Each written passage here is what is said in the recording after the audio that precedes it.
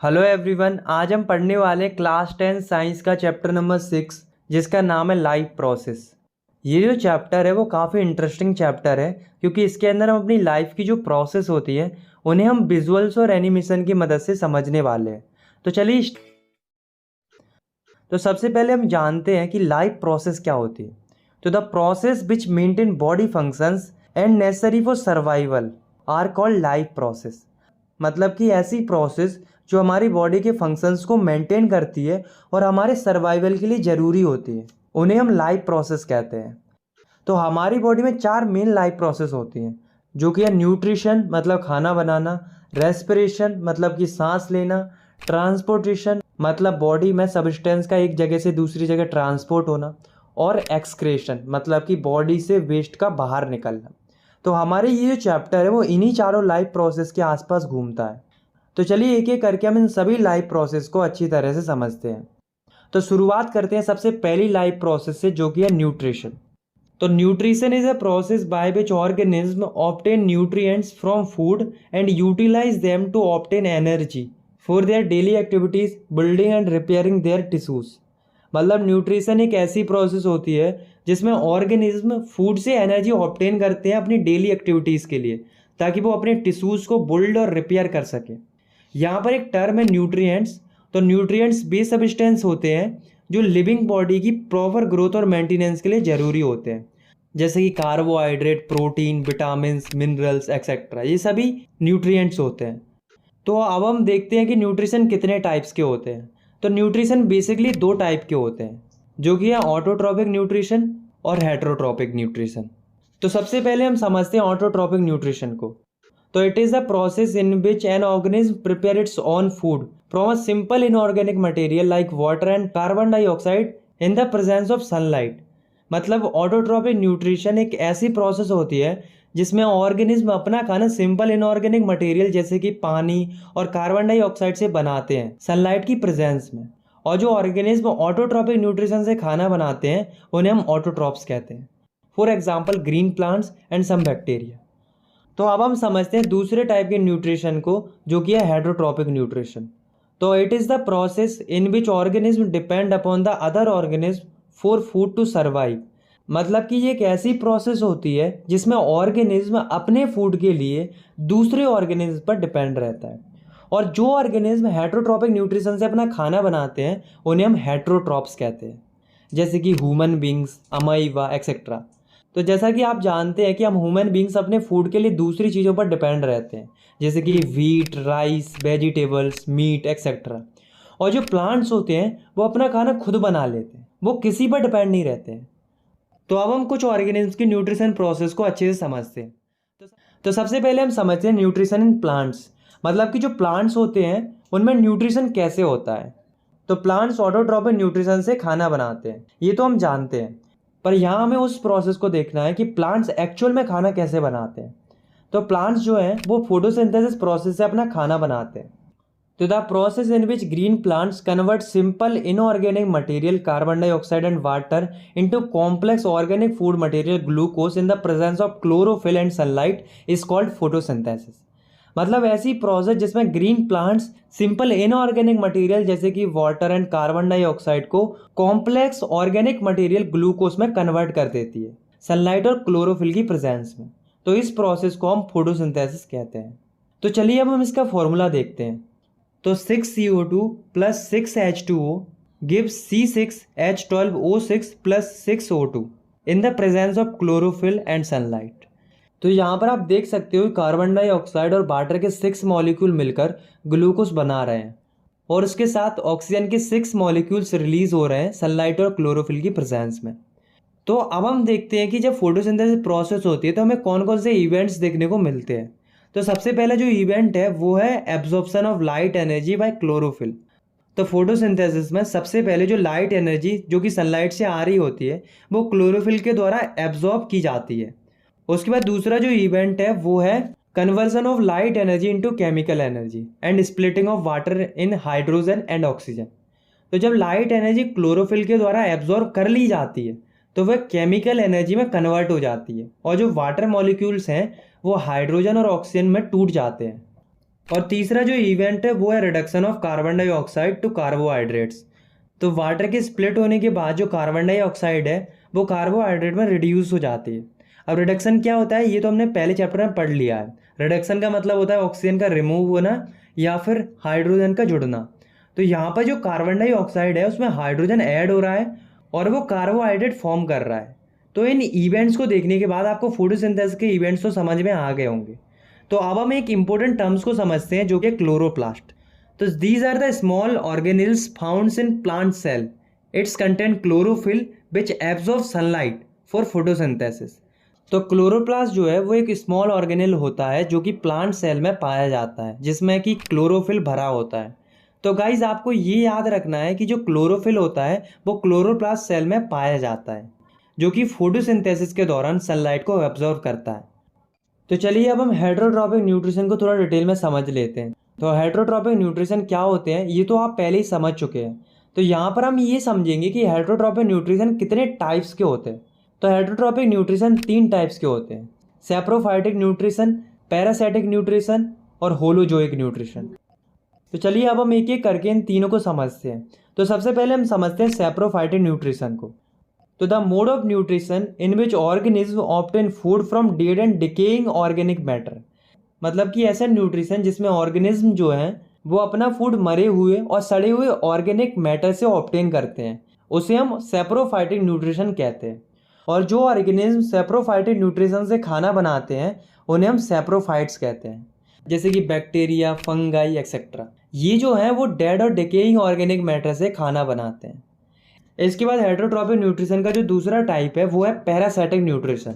तो it is the type of nutrition in which the organism live on और inside the body of their host and derive food from them without killing them. मतलब ये एक ऐसा nutrition होता है जिसमें ऑर्गेनिज्म जो है वो होस्ट ऑर्गेनिज्म के अंदर या उसके ऊपर रहकर अपना न्यूट्रिशन पूरा करते हैं बिना उसको मारे। तो ऐसे न्यूट्रिशन को हम पैरासाइटिक न्यूट्रिशन कहते हैं। तो अब आप सोच रहे होंगे कि होस्ट ऑर्गेनिज्म कौन से ऑर्गेनिज्म होते हैं। तो ये वो ऑर्गेनिज्म होते हैं जिन पर रहकर जो छोटे छोटे पैरासाइटिक ऑर्गेनिज्म होते हैं वो अपना खाना बनाते हैं। और जो ऑर्गेनिज्म पैरासाइटिक न्यूट्रिशन से खाना बनाते हैं उन्हें हम पैरासाइट कहते हैं। जैसे कि मॉस्किटो, लाइस, ये दोनों जो ऑर्गेनिज्म होते हैं वे अपने खाने के लिए होस्ट ऑर्गेनिज्म पर डिपेंड रहते हैं, जैसे कि मॉस्किटो ह्यूमंस पर और कुछ पेट एनिमल्स पर, और लाइस भी ह्यूमंस और पेट एनिमल्स का खून चूसकर अपना खाना बनाते हैं। और तीसरा जो टाइप है हेटरोट्रॉपिक न्यूट्रिशन का वो है holozoic nutrition. The mode of nutrition that involve ingestion, digestion, absorption and assimilation of liquid और सॉलिड ऑर्गेनिक मटेरियल। मतलब कि ऐसा न्यूट्रिशन जिसमें ऑर्गेनिज्म लिक्विड या सॉलिड ऑर्गेनिक मटेरियल का इंजेशन करते हैं यानी कि खाते हैं, उसके बाद उस खाने को एब्जॉर्ब करते हैं, फिर उसे एनर्जी लेते हैं, फिर जो वेस्ट बनता है उसे बाहर निकाल देते हैं। For example amoeba, human beings etcetera. तो चलिए अब हम समझते हैं हेटरोट्रॉपिक न्यूट्रिशन के कुछ एग्जाम्पल्स को। तो सबसे पहले हम समझते हैं कि जो अमीबा होता है उसमें न्यूट्रिशन कैसे होता है। तो अमीबा जो है वो अपना खाना होलोजोइक न्यूट्रिशन से बनाता है और ये एक यूनिसेलुलर ऑर्गेनिज्म होता है। तो इसलिए अमीबा के अंदर जो न्यूट्रिशन हमें देखने को मिलता है वो अदर ऑर्गेनिज्म से काफ़ी अलग देखने को मिलता है, क्योंकि अमीबा के अंदर न्यूट्रिशन की सारी प्रोसेस एक सिंगल सेल के अंदर होती हैं। तो अमीबा जो है वो एक एक्वाटिक ऑर्गेनिज्म होता है। एक्वाटिक ऑर्गेनिज्म का मतलब पानी में रहने वाला ऑर्गेनिज्म होता है।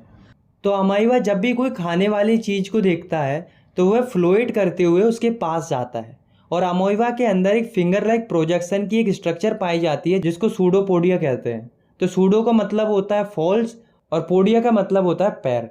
वो अमीबा के फॉल्स पैरों का काम करता है। तो जब भी कोई फूड पार्टिकल अमीबा के पास आता है तो अमीबा सूडोपोडिया की हेल्प से उस फूड मटेरियल को इंगल्फ कर लेता है, मतलब घेर लेता है और उसे अपने अंदर ले लेता है।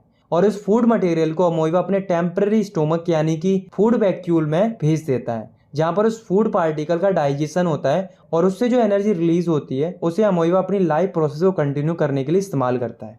और लास्ट में जो वेस्ट बचता है उसे अमीबा ऐसा स्ट्रक्चर बनाकर बाहर फेंक देता है। इस प्रोसेस को हम एजिशन कहते हैं। एजिशन का मतलब होता है अनयूज्ड सब्सटेंस को बाहर निकालना। तो अब हम एक और ऑर्गेनिज्म के अंदर न्यूट्रिशन को समझते हैं जो कि है न्यूट्रिशन इन ह्यूमन बींग्स। तो ह्यूमन बींग्स में जो न्यूट्रिशन होता है वो काफ़ी कॉम्प्लेक्स प्रोसेस के द्वारा होता है, जिसमें कि 5 प्रोसेस होती हैं जो कि ingestion, digestion, absorption, assimilation and excretion. तो चलिए समझते हैं इनको। तो सबसे पहले हम फूड को अपने हाथों से अपने मुंह में रखते हैं और इस प्रोसेस को हम इंजेशन कहते हैं। और जैसे ही खाना मुंह में पहुंचता है वहीं से डाइजेशन की जो प्रोसेस होती है वो शुरू हो जाती है। तो सबसे पहले जब खाना मुंह में पहुंचता है तो हमारे जो टीथ होते हैं, जैसा कि आप इस डायग्राम में भी देख सकते हो, वो फूड को छोटे छोटे पार्ट्स में ब्रेक कर देते हैं। उसके बाद जो हमारे माउथ में टंग होती है वो फूड को टेस्ट करती है और फूड को माउथ के अंदर रोटेट करती है। और उसके बाद हमारे माउथ में एक ग्लैंड पाई जाती है जिसे सलाइवरी ग्लैंड बोलते हैं। वो सलाइवा प्रोड्यूस करती है जिसमें कि सलाइवरी अमाइलेज नाम का एक एंजाइम पाया जाता है जो कि फूड में प्रेजेंट कुछ स्टार्च को शुगर में ब्रेक डाउन कर देता है। और यहाँ तक जो प्रोसेस हो रही है वो हमारे माउथ के अंदर हो रही है। जब फूड को चबा लिया जाता है और उसमें प्रेजेंट कुछ स्टार्च को शुगर में कन्वर्ट कर दिया जाता है तो जो फूड होता है वो ईसोफेगस, जिसे हम फूड पाइप भी कहते हैं, जो कि एक ट्यूब लाइक स्ट्रक्चर होता है जो कि माउथ को स्टोमक से कनेक्ट करता है, जैसा कि आप इस डायग्राम में भी देख सकते हो। ये जो है वो फूड को स्टोमक में पुश करता है और जिस मूवमेंट से ये ईसोफेगस फूड को पुश करता है वो मूवमेंट होता है पेरिस्टाल्टिक मूवमेंट।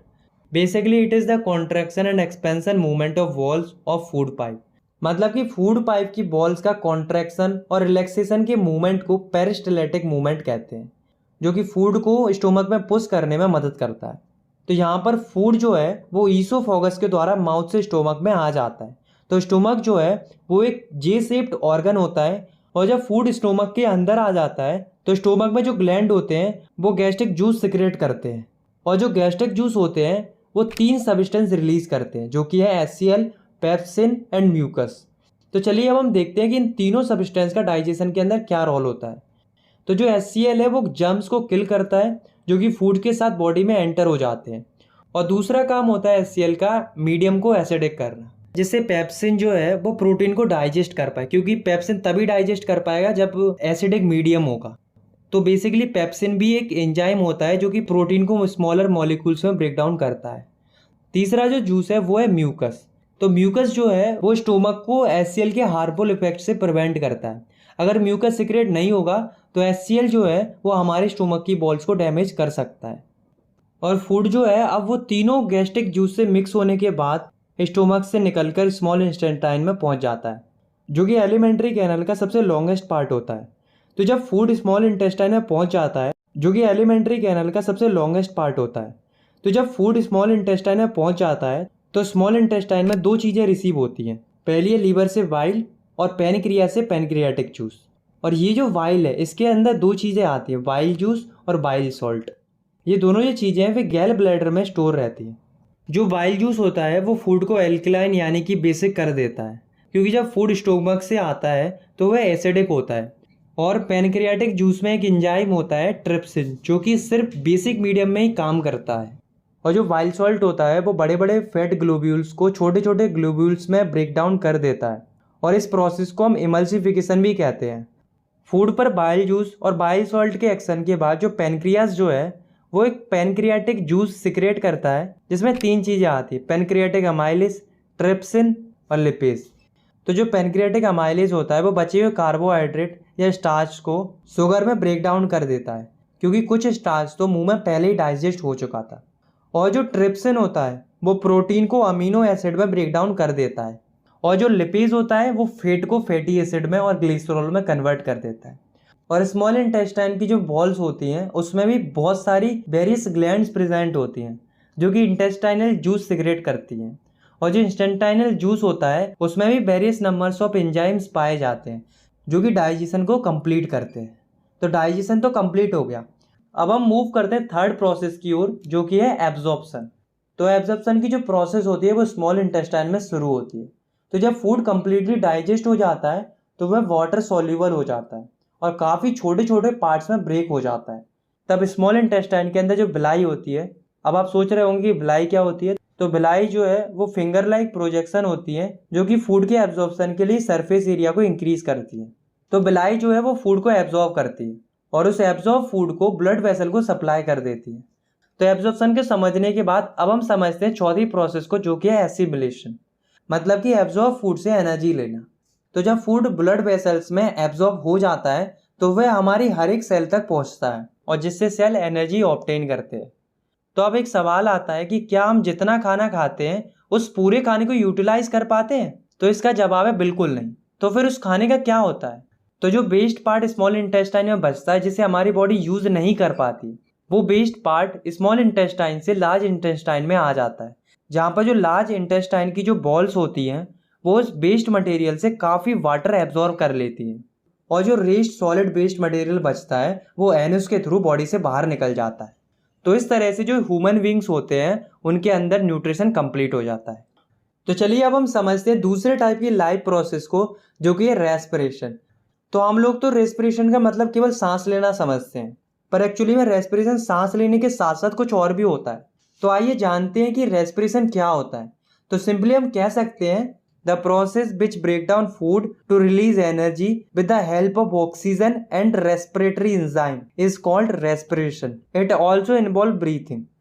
ऐसी प्रोसेस जिसमें फूड का ब्रेकडाउन होता है ऑक्सीजन और रेस्पिरेटरी एंजाइम की प्रेजेंस में एनर्जी को रिलीज करने के लिए, और इसमें ब्रीथिंग भी शामिल होती है, क्योंकि जब हम सांस लेंगे तभी तो बॉडी के अंदर ऑक्सीजन आएगी।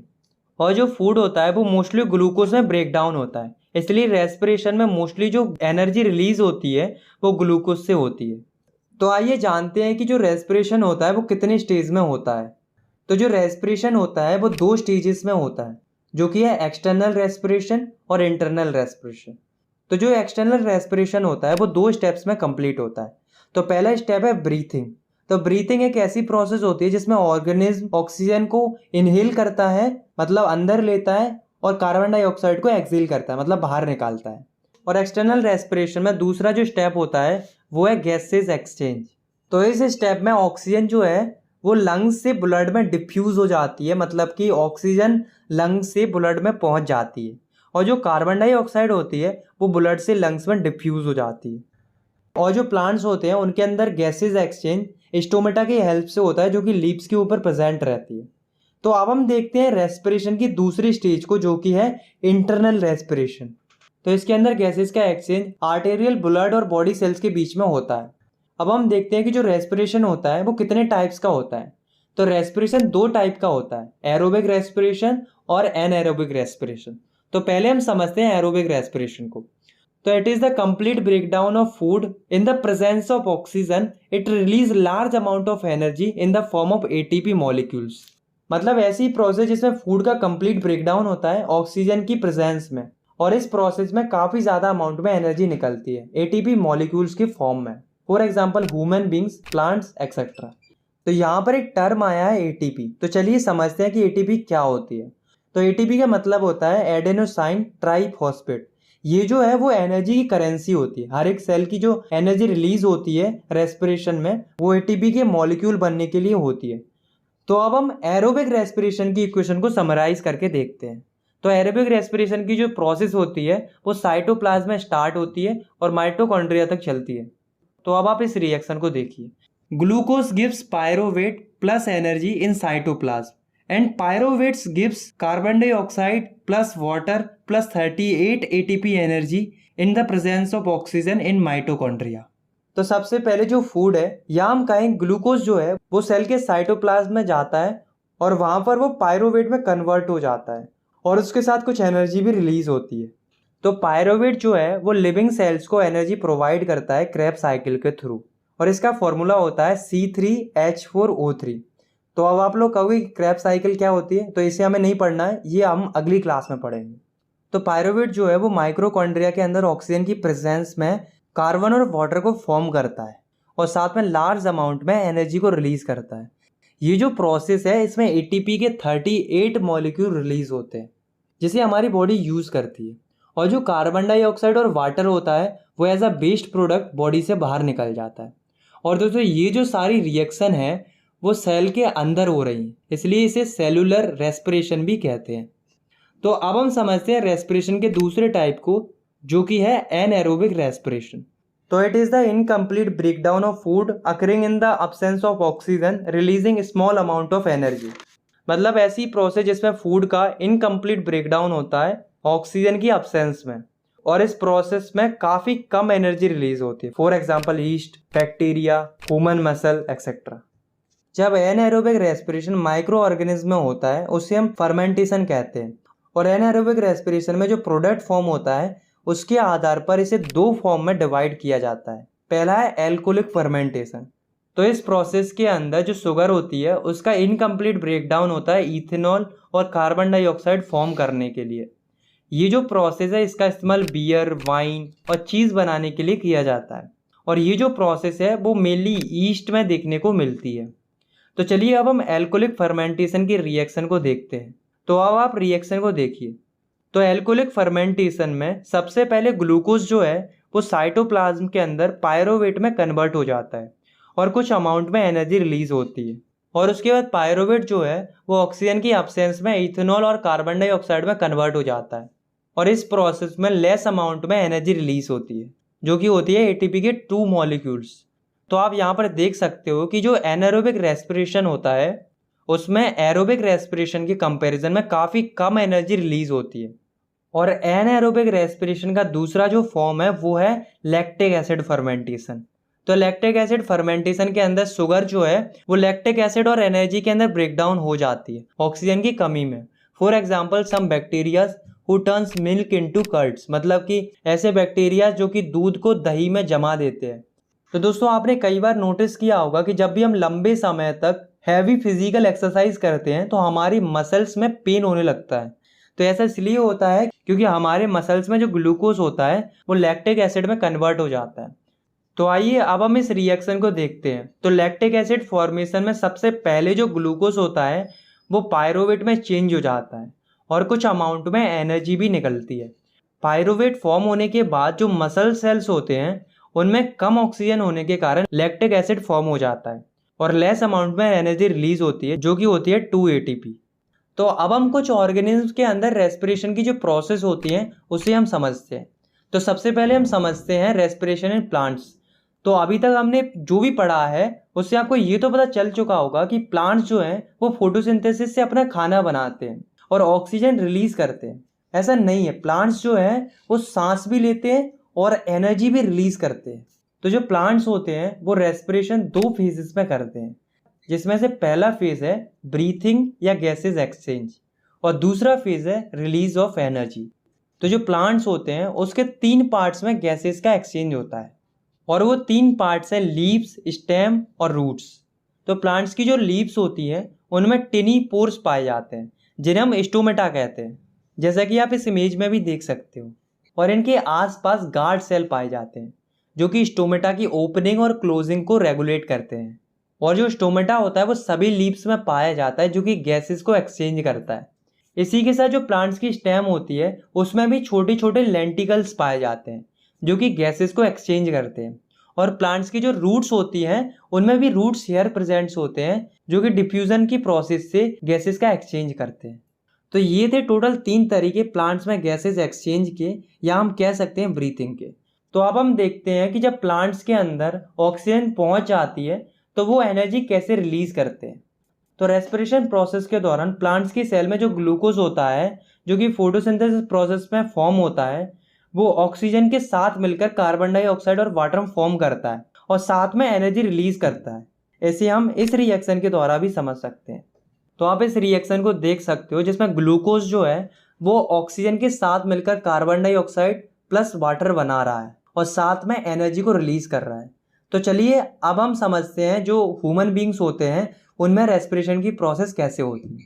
तो जो ह्यूमन बींग्स होते हैं उनमें रेस्पिरेशन की जो प्रोसेस होती है वो काफ़ी कॉम्प्लेक्स होती है, और ये जो है वो ह्यूमन रेस्पिरेटरी सिस्टम के द्वारा कंप्लीट होती है। तो आप सबसे पहले इस डायग्राम को ध्यान से देखो, ये ह्यूमन रेस्पिरेटरी सिस्टम है। तो हम रेस्पिरेशन की पूरी प्रोसेस को हम इसी डायग्राम के थ्रू समझने वाले हैं। तो सबसे पहले एयर जो है वो हमारे नॉस्ट्रिल से एंटर करती है, और जब एयर हमारे नॉस्ट्रिल में एंटर करती है तो नॉस्ट्रिल जो है वो एयर को फिल्टर करता है और डस्ट पार्टिकल को लंग्स में पहुंचने से रोकता है। उसके बाद एयर जो है वो हमारे फेरिंग्स और लैरिंग्स की हेल्प से ट्रैकिया में पहुंच जाती है, जिसे हम विंड पाइप भी कहते हैं। ट्रैकिया जो है वो एयर को लंग्स तक पहुंचाता है। तो लंग्स के 3 मेन पार्ट्स होते हैं, ब्रोंकाई, ब्रोंकियोल्स एंड एल्बुलाई। तो ट्रैकिया जो है वो एयर को ब्रोंकाई तक पहुंचाता है, उसके बाद एयर ब्रोंकियोल्स में पहुंचती है और उसके बाद एयर फाइनली एल्बुलाई में पहुंच जाती है। तो यहाँ तक जो प्रोसेस आपने देखी, इस प्रोसेस को हम कहते हैं इनहेलेशन ऑफ एयर, मतलब कि एयर को अंदर लेना। तो जब एयर एल्वुलाई के अंदर पहुंच जाती है तो हमारी चेस्ट कैविटी एयर से फिल हो जाती है और हमारी जो चेस्ट कैविटी है वो एक्सपेंड हो जाती है, मतलब कि चौड़ी हो जाती है।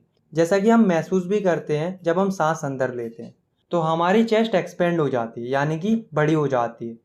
अब हम देखते हैं कि जब इनहेलेशन हो जाता है तो उसके बाद एयर का एल्वुलाई के अंदर क्या होता है।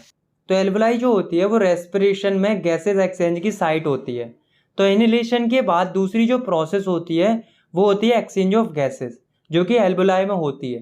तो गैसेज के एक्सचेंज को समझने के लिए हमें एल्वुलाई के डायग्राम को देखना पड़ेगा।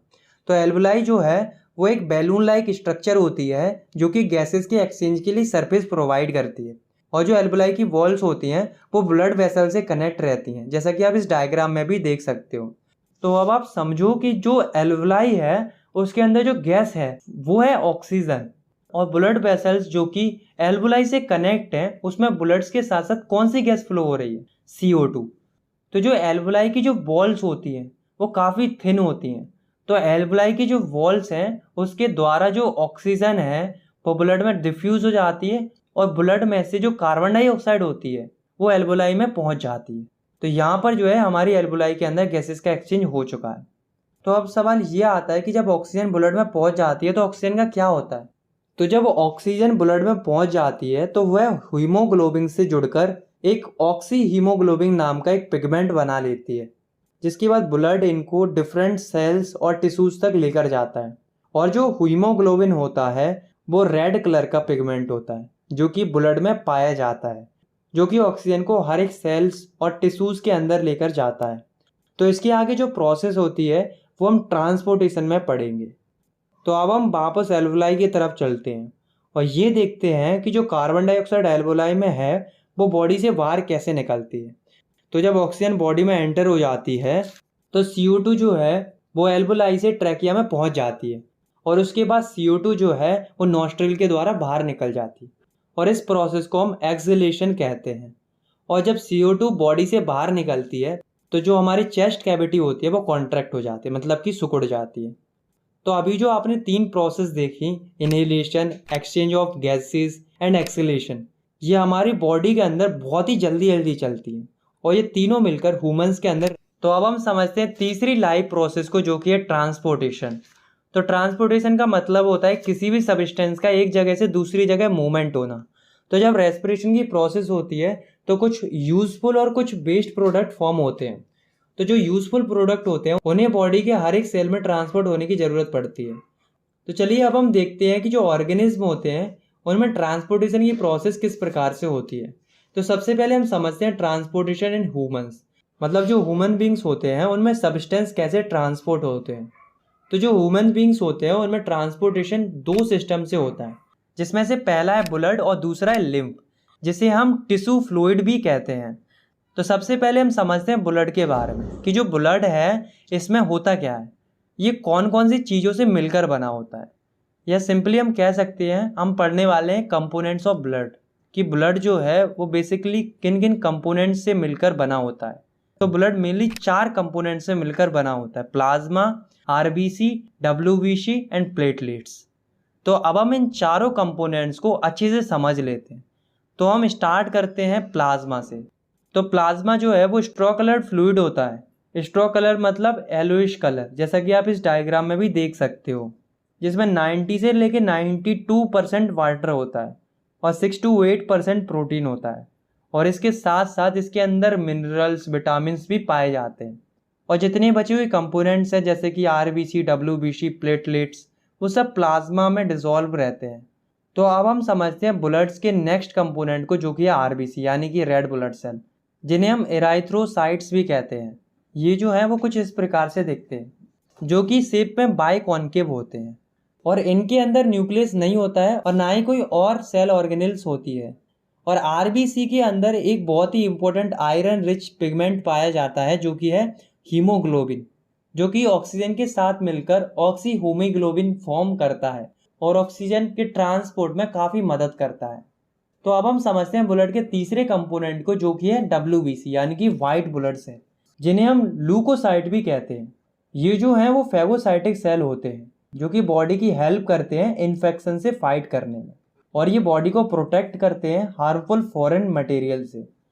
तो अब हम देखते हैं ब्लड के चौथे कंपोनेंट को, जो कि है प्लेटलेट्स, जिन्हें हम थ्रोम्बोसाइट भी कहते हैं। इनका जो फंक्शन होता है वो है क्लोटिंग ऑफ ब्लड, मतलब कि खून का थक्का जमना। आपने नोटिस किया होगा कि जब हमारे चोट लग जाती है या फिर छोटा मोटा कट लग जाता है तो उस जगह से खून निकलने लगता है, लेकिन जो ब्लड निकलता है वो कुछ टाइम बाद अपने आप ही निकलना बंद हो जाता है।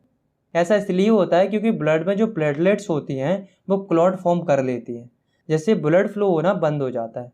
तो ब्लड के बारे में तो हमने समझ लिया और ये भी जान लिया कि ब्लड बॉडी में फ्लो होता है, लेकिन ब्लड जो है वो बॉडी में अपने आप ही तो फ्लो नहीं होता होगा ना। तो बॉडी में कोई ना कोई ऐसा ऑर्गन तो होता ही होगा जो ब्लड को पूरी बॉडी में पंप करता होगा। तो जो ऑर्गन पूरी बॉडी को ब्लड पंप करता है वो होता है हार्ट। तो हार्ट जो है वो ब्लड को ब्लड वेसल के थ्रू पंप करता है। तो चलिए अब हम हार्ट के बारे में अच्छे से समझ लेते हैं। तो हार्ट जो है वो एक मस्कुलर ऑर्गन होता है जो कि कार्डिक मसल से बना होता है। कार्डिक मसल जो है वो स्पेशल मसल्स होती हैं जो कि सिर्फ हार्ट में पाई जाती हैं, और हार्ट जो है वो चेस्ट कैविटी में लोकेटेड रहता है। ज़्यादातर लोग ये सोचते हैं कि हार्ट जो है वो चेस्ट कैविटी में लेफ्ट साइड में प्रेजेंट होता है, लेकिन गाइस ऐसा नहीं है। हार्ट जो है वो चेस्ट कैविटी के सेंटर में प्रेजेंट होता है। वो तो केवल लेफ्ट साइड की तरफ थोड़ा टिल्टेड होता है, मतलब कि झुका हुआ होता है। तो अब हम हार्ट की एनाटॉमी को देखते हैं, मतलब ये देखते हैं कि जो हार्ट होता है उसके अंदर क्या क्या पाया जाता है। तो अब आप इस डायग्राम को देखिए। तो ये डायग्राम उस कंडीशन का है जब हमने हार्ट को दो हिस्सों में काट दिया। तो ये जो हार्ट के आसपास वाले मसल्स हैं वो है कार्डिक मसल, क्योंकि हार्ट जो है वो एक मस्कुलर ऑर्गन है। तो दोस्तों आपको यहाँ पर 4 चैम्बर्स दिख रहे होंगे। तो जो ऊपर वाले चैम्बर्स होते हैं उन्हें एट्रियम बोला जाता है, और जो नीचे वाले चैम्बर्स होते हैं उन्हें वेंट्रिकल्स बोला जाता है। ये जो हार्ट में ऊपर की राइट साइड में जो चैम्बर है वो है राइट एट्रियम, और लेफ्ट में जो चैम्बर है वो है लेफ्ट एट्रियम, और नीचे की साइड ये वाला जो चैम्बर है वो है राइट वेंट्रिकल, और ये वाला जो चैम्बर है वो है लेफ्ट वेंट्रिकल। तो गाइज आपको यहाँ पर एक लेयर दिख रही होगी। ये जो लेयर है वो इस ट्यूब के पीछे भी है। इस लेयर को सेप्टा बोला जाता है। तो ये जो है वो बेसिकली पार्टीशन है। अब आप कहोगे कि कैसा पार्टीशन है? तो ये जो है वो है राइट एट्रियम और ये है राइट वेंट्रिकल। तो ये हो गया हार्ट का राइट पोर्शन, और ये है लेफ्ट एट्रियम और ये लेफ्ट वेंट्रिकल। तो ये हो गया हार्ट का लेफ्ट पोर्शन। तो जो सेप्टल लेयर होती है वो राइट पोर्शन और लेफ्ट पोर्शन के बीच में लेयर होती है, जो कि राइट पोर्शन के मटेरियल को लेफ्ट में जाने से और लेफ्ट पोर्शन के मटेरियल को राइट में जाने से रोकती है। तो गाइस यहाँ पर जो आपको चीज़ दिख रही है वो है वाल्व। तो वाल्व क्या होती है? तो वाल्व एक ऐसी चीज़ होती है जो किसी भी लिक्विड को वन वे फ्लो अलाउ करती है। जैसे कि मान लो राइट एट्रियम में कोई फ्लूइड है तो वो वेल्व की मदद से राइट वेंट्रिकल में आ जाता है, लेकिन वो दोबारा ऊपर राइट एट्रियम में नहीं जा पाता है। तो हार्ट जो होता है उसमें टोटल 4 वेल्व होते हैं, और ये सब जो है वो वन वे फ्लो को अलाउ करते हैं। तो चारों वाल्व इस जगह पर होते हैं जो कि ब्लड के बैक फ्लो को रोकते हैं।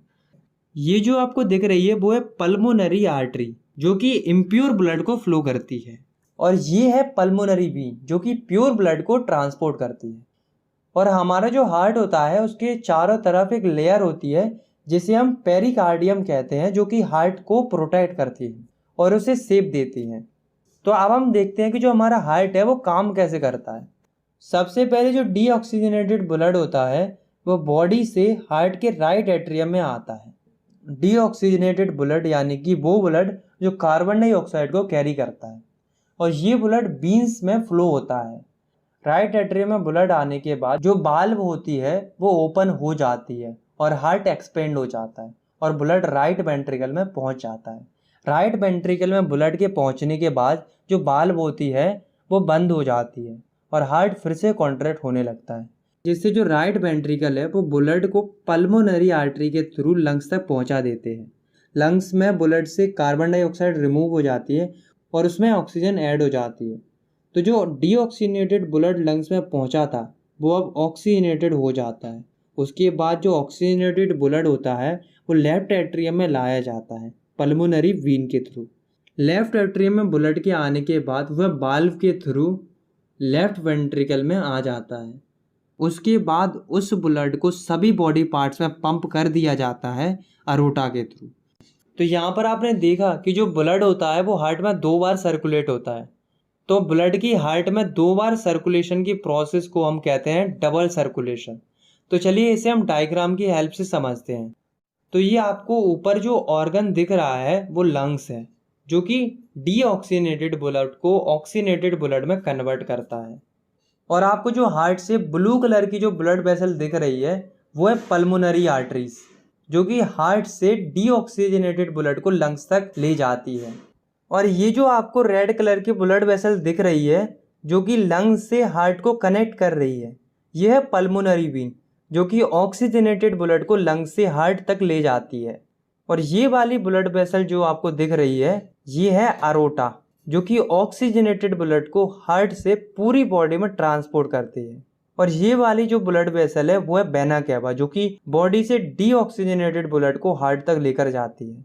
तो इसी तरह से डबल सर्कुलेशन की प्रोसेस हमारी बॉडी में कंटिन्यू चलती रहती है। और ये जो प्रोसेस है वो काफ़ी फास्ट होती है। हमारा हार्ट 1 मिनट में 5 लीटर ब्लड पंप करता है। तो चलिए अब हम समझते हैं ब्लड वेसल्स के बारे में। तो ये बेसिकली एक पाइप की तरह काम करती हैं जिनसे कि ब्लड हमारी बॉडी में फ्लो करता है। तो हमारी बॉडी में मेनली 2 टाइप की ब्लड वेसल्स पाई जाती हैं, जो कि है आर्टरीज और बीन्स। तो पहले हम समझते हैं आर्टरीज को। तो these are the thick blood capillaries which carry oxygenated blood in our body. These are red in color. मतलब कि जो ये आर्टरीज होती हैं वे थिक ब्लड कैपिलरीज होती हैं जो कि ह्यूमन बॉडी में ऑक्सीनेटेड ब्लड को ट्रांसपोर्ट करती हैं और ये रेड कलर की होती हैं। लेकिन जो आर्टरीज होती है उनमें एक एक्सपेक्शन होता है जो कि है पल्मोनरी आर्टरी का। तो पल्मोनरी आर्टरी जो है वो एकमात्र ऐसी आर्टरी होती है जो कि डीऑक्सीनेटेड ब्लड को कैरी करती है। तो चलिए अब हम समझते हैं दूसरी ब्लड वेसल्स को, जो कि है वीन्स। तो these are the thin blood capillaries which carry deoxygenated blood in the body. These are blue in colour. मतलब कि ये थिन ब्लड कैपिलरीज होती हैं जो कि बॉडी में डीऑक्सीनेटेड ब्लड को कैरी करती हैं। लेकिन जो वीन होती है उनमें भी एक्सेप्शन होती है, जो कि है पल्मोनरी वीन, जो कि एकमात्र ऐसी वीन होती है जो कि बॉडी में ऑक्सीजनेटेड ब्लड को ट्रांसपोर्ट करती है। तो यहाँ पर हमारा ब्लड के द्वारा जो ट्रांसपोर्टेशन होता है वो ख़त्म होता है। तो अब हम समझते हैं हमारी बॉडी के दूसरे ट्रांसपोर्टेशन को, जो कि है लिम्फ का। तो लिम्फ जो है वो भी एक ट्रांसपोर्टेशन फ्लूइड होता है। तो चलिए अब हम ये देखते हैं कि जो लिम्फ होता है वो फॉर्म कैसे होता है। तो हमारी जो कैपिलरीज होती हैं वो स्मॉलेस्ट ब्लड वेसल्स होती हैं जो कि कनेक्शन फॉर्म करती हैं आर्टरीज और वीन्स के बीच में। और जो कैपिलरीज का मेन फंक्शन होता है वो है ब्लड्स और टिश्यू सेल्स के बीच में मटेरियल का एक्सचेंज करना। तो कैपिलरीज की जो बॉल्स होती हैं उनके पोर्स में से कुछ अमाउंट में प्लाज्मा, प्रोटीन और ब्लड के सेल निकल जाते हैं टिश्यू के इंटरसेलुलर स्पेस में, जो कि लिम्फ फॉर्म करते हैं। और लिम्फ जो है वो कलरलेस फ्लूइड होता है, मतलब लिम्फ का कोई कलर नहीं होता है। तो अब हम लिम्फ के कुछ फंक्शंस को देखते हैं। तो लिम्फ के 2 मेन फंक्शन होते हैं। तो पहला है absorption and transport of fat from intestine. मतलब लिम्फ जो है वो हमारे इंटेस्टाइन से फैट को एब्जॉर्ब करता है और उसे बॉडी में ट्रांसपोर्ट करता है। और दूसरा फंक्शन है it drain away the excess tissue metabolism. मतलब कि जो टिश्यूज में एक्सेस मेटाबॉलिज्म होता है, यानी कि जो टिश्यू में जो वेस्ट प्रोडक्ट फॉर्म होता है, तो लिम्फ उस वेस्ट प्रोडक्ट को रिमूव कर देता है। तो इसी के साथ हमारा ट्रांसपोर्टेशन इन ह्यूमन खत्म हो जाता है, जिसमें कि हमने ब्लड और लिम्फ, जो कि दोनों ट्रांसपोर्टेशन फ्लूइड होते हैं बॉडी के, उनके बारे में पढ़ा। तो अब हम समझते हैं कि जो प्लांट्स होते हैं उनमें ट्रांसपोर्टेशन कैसे होता है। तो जो प्लांट्स होते हैं उनमें ट्रांसपोर्टेशन का जो काम है वो टिश्यू करते हैं। और 2 टाइप के टिश्यू होते हैं जो कि प्लांट्स में पाए जाते हैं ट्रांसपोर्टेशन के लिए, जिनका नाम है जाइलम एंड फाइलम। इन दोनों के बारे में आपने क्लास 9th में थोड़ा बहुत पढ़ा होगा। तो चलिए एक एक करके समझते हैं इन दोनों टिश्यूज़ को। तो सबसे पहले हम समझते हैं जाइलम टिश्यू को। तो xylem are the tissue present in plants that carries water and food upward from the root. तो जाइलम ऐसे टिश्यू होते हैं जो कि प्लांट्स में फूड और वाटर को रूट से ऊपर की ओर ले जाते हैं। And it's allow only unidirectional transport and it only transport upwards. मतलब कि जो जाइलम है वो सिर्फ यूनिडायरेक्शनल ट्रांसपोर्ट, यानी कि एक डायरेक्शन में ट्रांसपोर्ट को अलाउ करता है। और ये सिर्फ ऊपर की ओर ही ट्रांसपोर्ट करता है। And it's works on the principle of transpiration, मतलब कि जो जाइलम होता है वो ट्रांसपिरेशन के प्रिंसिपल पर वर्क करता है। अब ये ट्रांसपिरेशन क्या होता है? तो it is the process of loss of water as vapour from aerial parts of plants. मतलब कि ट्रांसपिरेशन एक ऐसी प्रोसेस होती है जिसमें कि वाटर लॉस होता है वेपर के फॉर्म में प्लांट्स के एरियल या ऊपर वाले पार्ट से। इस प्रोसेस में जो लीव्स होती हैं वो एक वैक्यूम क्रिएट करती हैं जिससे वाटर ऊपर की तरफ फ्लो करता है और लीव्स के स्टोमेटा से वो वेपर में कन्वर्ट होकर बाहर निकल जाता है। तो अब हम समझते हैं दूसरे टाइप के ट्रांसपोर्टेशन टिश्यू की, जो कि है फाइलम।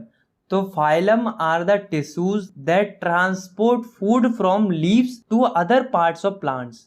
मतलब फाइलम एक ऐसा टिश्यू होता है जो कि लीव्स में जो खाना बनता है उसे प्लांट्स के जो अदर पार्ट्स होते हैं उन तक पहुंचाता है। और it allows bidirectional flow, it can transport upward as well as downward. यानी कि जो फाइलम होता है वो बाय डायरेक्शनल फ्लो अलाउ करता है जिससे फूड अपवर्ड और डाउनवर्ड दोनों डायरेक्शन में जा सकता है। And it works on the principle of translocation.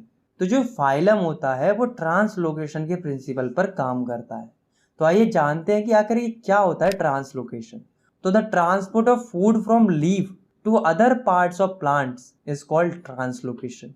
मतलब कि फूड का लीफ से प्लांट्स के दूसरे पार्ट्स में ट्रांसपोर्ट होना, इसी प्रोसेस को हम ट्रांसलोकेशन कहते हैं। तो इसी के साथ हमारी तीसरी लाइफ प्रोसेस जो कि है ट्रांसपोर्टेशन वो खत्म होती है। तो अब हम समझते हैं चौथी और आखिरी लाइफ प्रोसेस को, जो कि है एक्सक्रीशन। तो the biological process of removal of harmful nitrogenous metabolic waste from the body is called excretion. मतलब कि ऐसी प्रोसेस जिसमें जो हार्मफुल मेटाबॉलिक वेस्ट होते हैं उन्हें बॉडी से रिमूव किया जाता है, उस प्रोसेस को हम एक्सक्रीशन कहते हैं। तो जो मेटाबॉलिक वेस्ट होते हैं वो मेटाबॉलिक एक्टिविटी से जनरेट होते हैं। अब मेटाबॉलिक एक्टिविटीज़ जैसे कि डाइजेशन, रेस्पिरेशन एक्सेट्रा। तो जो मेटाबॉलिक एक्टिविटीज़ में जो मेटाबॉलिक वेस्ट बनता है वो 3 टाइप का होता है, जो कि है डाइजेस्टिव वेस्ट, रेस्पिरेटरी वेस्ट और नाइट्रोजनस वेस्ट। तो जो डाइजेस्टिव वेस्ट होता है वो डाइजेशन की प्रोसेस में फॉर्म होता है और इसके बारे में हम न्यूट्रिशन में पढ़ चुके हैं। और जो रेस्पिरेटरी वेस्ट होता है वो रेस्पिरेशन में फॉर्म होता है। तो जो रेस्पिरेशन होती है उसमें CO2 फॉर्म होती है जो कि लंग से होती है, हमारे मुंह से या नाक से निकल जाती है। ये भी हम रेस्पिरेशन में पढ़ चुके हैं। और नाइट्रोजनस वेस्ट वो वेस्ट होते हैं जो कि हमारे ब्लड में डिसॉल्व होते हैं, जैसे कि urea, uric acid, water etcetera. तो ये नाइट्रोजनस वेस्ट होते हैं। तो इन्हें कैसे बाहर निकाला जाएगा इसी के बारे में हम इस एक्सक्रीशन वाले टॉपिक में पढ़ेंगे। तो सबसे पहले हम समझते हैं ह्यूमन एक्सक्रीटरी सिस्टम को। इसे हम डायग्राम की हेल्प से काफ़ी अच्छे से समझते हैं। तो human excretory system consist of 1 pair of kidney, 1 pair of ureters and 1 urinary bladder and 1 urethra. तो ह्यूमन एक्सक्रीटरी सिस्टम में आते हैं एक किडनी का पेयर, यानी कि 2 किडनी और 2 यूरेटर्स और एक यूरिनरी ब्लैडर और एक यूरेथ्रा। तो अब हम इन चारों के फंक्शंस को समझते हैं, उसके बाद हम इन्हें डायग्राम से भी समझेंगे। तो सबसे पहले हम किडनी को समझते हैं। तो kidney is a reddish brown bean shaped organ located in the upper retroperitoneal region of the abdomen whose main function is filtration of blood and removal of waste. मतलब किडनी जो है वो रेडिश ब्राउन कलर की एक been shaped organ होती है जो कि एब्डोमेन के रेट्रोपेरिटोनियल रीजन में लोकेटेड रहती है। रेट्रोपेरिटोनियल रीजन का मतलब कि एब्डोमेन के पीछे वाला एनाटॉमिकल स्पेस। और किडनी का मेन फंक्शन होता है ब्लड को फिल्टर करना और वेस्ट को रिमूव करना हमारी बॉडी से। तो हमारी 2 किडनी होती है। तो किडनी के बाद जो अगला ऑर्गन होता है ह्यूमन एक्सक्रीटरी सिस्टम में वो है यूरेटर्स। तो यूरेटर्स भी पेयर में होते हैं, यानी कि 2 यूरेटर्स होते हैं ह्यूमन बॉडी के अंदर। तो ureters are 2 thin tube which drain out urine from kidney to a urinary bladder. तो यूरेटर्स जो है वो 2 पतली ट्यूब्स होती हैं जो किडनी में जो यूरिन फॉर्म होता है जो कि ब्लड का एक वेस्ट प्रोडक्ट होता है उसे ट्रांसफर कर देता है यूरिनरी ब्लैडर में। तो यूरिनरी ब्लैडर जो है उसमें यूरिन जो है वो टेम्पररी स्टोर रहती है। लास्ट ऑर्गन है यूरेथ्रा। तो it transmit urine outside the body. तो यूरेथ्रा जो है वो यूरिनरी ब्लैडर में जो यूरिन स्टोर रहती है उसे बॉडी से बाहर निकालती है। तो चलिए अब हम इस पूरी प्रोसेस को डायग्राम की हेल्प से समझते हैं। तो ये जो लेफ्ट और राइट साइड में जो बीन शेप्ड ऑर्गन दिख रहे हैं वो है किडनी। तो जो किडनी है इसके अंदर ब्लड आता है रीनल आर्टरीज के थ्रू, जो कि ये अरोटा आपको दिख रहा है इससे कनेक्टेड होती है और ये आपको रेड कलर की दिख रही है। तो दोनों किडनी में जो ब्लड है वो रीनल आर्टरीज से आता है। तो जब किडनी में ब्लड आ जाता है तो किडनी उस ब्लड को फिल्टर कर देती है और उसमें जो वेस्ट बनता है यूरिन उसको अलग कर देती है। और जो ब्लड फिल्टर हो चुका है वो रीनल वीन जो कि वेना केवा से कनेक्टेड होती है, जो कि आपको ब्लू कलर की दिख रही है, उससे वापस चला जाता है। तो अब ब्लड तो फिल्टर होकर वापस चला गया, तो जो वेस्ट या यूरिन बनता है वो इस वाली पाइप से जो कि है यूरेटर, उससे यूरिनरी ब्लैडर में पहुंच जाता है। और जो यूरेटर है वो दोनों किडनी से कनेक्ट रहता है यूरिनरी ब्लैडर तक। तो यूरिनरी ब्लैडर में यूरिन के आने के बाद वो वहाँ पर टेम्पररी स्टोर रहता है, उसके बाद वो यूरेथ्रा से बॉडी से बाहर निकल जाता है। तो यहाँ पर हमारे ह्यूमन एक्सक्रीटरी सिस्टम में जो प्रोसेस होती है वो ख़त्म होती है। आपने पढ़ा कि जो किडनी होती है वो ब्लड को फिल्टर करती है, लेकिन क्वेश्चन यहाँ पर ये अराइज होता है कि आखिर किडनी के अंदर ऐसा क्या होता है जिससे वो ब्लड को फिल्टर करती है। तो किडनी के अंदर फिल्ट्रेशन यूनिट होती है जिसे हम नेफ्रॉन कहते हैं। तो हर एक किडनी के अंदर अप्रोक्सीमेटली 1 मिलियन यानी कि 10 लाख फिल्ट्रेशन यूनिट होती हैं जिन्हें हम नेफ्रॉन्स कहते हैं। तो nephrons are filtration units of kidney. It consist of a tube which is connected to duct and a cup shaped structure that is Bowman capsule। मतलब कि नेफ्रॉन जो है वो किडनी की एक फिल्ट्रेशन यूनिट होती है जिसमें कि एक ट्यूब होता है जो कि डक्ट से कनेक्टेड होता है और ये कप शेप की स्ट्रक्चर से भी कनेक्टेड होता है जिसे हम बोमैन कैप्सूल कहते हैं। तो बोमैन कैप्सूल जो है वो ब्लड को फिल्टर करता है और यूरिन को कलेक्ट करता है। उसके बाद नेफ्रॉन का अगला पार्ट है हेनलेज लूप। तो हेनले लूप जो होता है वो लॉन्ग यू शेप्ड पोर्शन होता है जो कि ग्लूकोज, अमीनो एसिड और वाटर का रीअब्जॉर्प्शन करता है। उसके बाद यूरिन जो है वो डक्ट के थ्रू यूरेटर में एंटर हो जाती है और वो यूरिनरी ब्लैडर में कलेक्ट हो जाती है। तो चलिए नेफ्रॉन के अंदर की पूरी प्रोसेस को हम डायग्राम के थ्रू समझ लेते हैं। तो यहाँ पर आपको जो ये कप लाइक स्ट्रक्चर दिख रहा है वो है बोमैन कैप्सूल और ये जो बोमैन कैप्सूल है वो कनेक्ट होता है इस वाली येलो ट्यूब से और इन ट्यूब्स के आसपास जो आपको रेड और ब्लू कलर की स्मॉल ट्यूब्स लाइक स्ट्रक्चर दिख रही हैं ये है ब्लड कैपिलरीज। जो ब्लू वाली है वो है रेनल वीन और जो रेड वाली है वो है रेनल आर्टरी। उसके बाद ये ट्यूब जो है वो कनेक्ट होती है डक्ट से। तो अब आप देखिए यहाँ पर इस डक्ट से एक नेफ्रॉन कनेक्ट है और ऐसे ही यहाँ पर दूसरा नेफ्रॉन कनेक्ट है और यहाँ पर अगले ऐसे ही काफ़ी सारे नेफ्रॉन डक्ट पर कनेक्ट है। तो सबसे पहले जो रीनल आर्टरी होती है उससे ब्लड जो है वो बोमैन कैप्सूल में पहुँचता है। वहाँ पर ब्लड जो है वो फिल्टर होता है और यूरिन को कलेक्ट किया जाता है। उसके बाद इनको इन ट्यूब्स से हेनले लूप तक पहुँचाया जाता है। हेनले लूप के अंदर जो बोमैन कैप्सूल में ब्लड फिल्टर हुआ है उससे ग्लूकोज और अमीनो एसिड और जो यूरिन है उससे वाटर रीएब्जॉर्ब होता है और जो बचा हुआ जो वेस्ट होता है वो इस ट्यूब से डक्ट में आ जाता है। उसके बाद यूरिन डक्ट के थ्रू यूरेटर में पहुंच जाती है और यूरिनरी ब्लैडर में कलेक्ट हो जाती है। तो इसी के साथ हमारा जो टॉपिक है एक्सक्रीशन इन ह्यूमंस वो ख़त्म हो जाता है। तो अब हम समझते हैं कि जो प्लांट्स होते हैं उनमें एक्सक्रीशन की प्रोसेस कैसे होती है। तो जो प्लांट्स होते हैं उनमें 3 टाइप्स का वेस्ट फॉर्म होता है, जो कि है गैसियस वेस्ट जिसमें कि ऑक्सीजन और CO2 आती है जो कि फोटोसिंथेसिस और रेस्पिरेशन में फॉर्म होती है। दूसरा है लिक्विड वेस्ट जिसमें कि वाटर आता है और तीसरा है सॉलिड वेस्ट जो कि प्लांट्स की लीव्स और बार्क्स में स्टोर हो जाता है। तो अब हम ये देखते हैं कि प्लांट्स इन वेस्ट को रिमूव कैसे करते हैं। तो प्लांट्स जो गैसेस वेस्ट होते हैं उन्हें स्टोमेटा के थ्रू बाहर निकाल देते हैं और जो लिक्विड वेस्ट होता है जो कि वाटर होता है वो प्लांट्स उसे भी स्टोमेटा के थ्रू ट्रांसपिरेशन की प्रोसेस से रिमूव कर देता है। इसके अलावा प्लांट्स अपनी ओल्ड लीव्स और बार्क्स को अपनी बॉडी से अलग करके जो सॉलिड वेस्ट होता है उसे रिमूव कर देता है। तो यहाँ पर ख़त्म होता है हमारा एक्सक्रीशन इन प्लांट। तो दोस्तों अब हमने चारों लाइफ प्रोसेस को अच्छे से समझ लिया और इसी के साथ हमारा ये चैप्टर यहाँ पर ख़त्म होता है। आई होप आपको ये चैप्टर समझ में आ गया होगा। अगर आपको ये वीडियो पसंद आई तो आप इस वीडियो को लाइक कर सकते हो और चाहो तो आप इस चैनल को सब्सक्राइब भी कर सकते हो क्लास 10th की साइंस की वीडियोस और आगे देखने के लिए।